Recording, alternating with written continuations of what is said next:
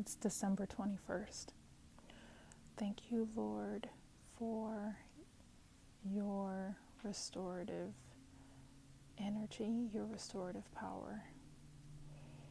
You are rising up a people who are not only resilient, but they are fearless. They are bold executors of your plan and your purpose and your will. They are not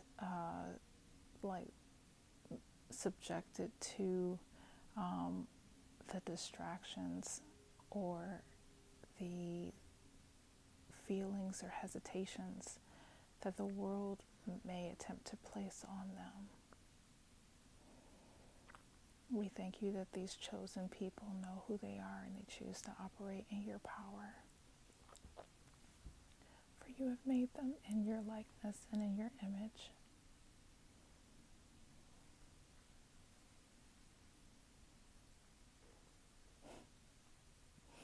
We thank you, God, for a peace that passes all understanding,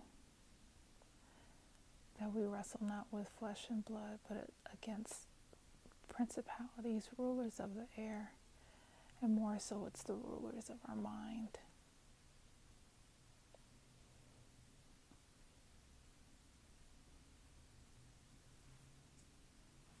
We thank you for a strength, a continuing.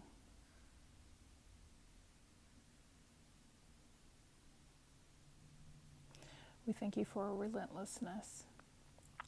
We thank you that as you are planning to expose things in our world, that you are preparing your people for this moment.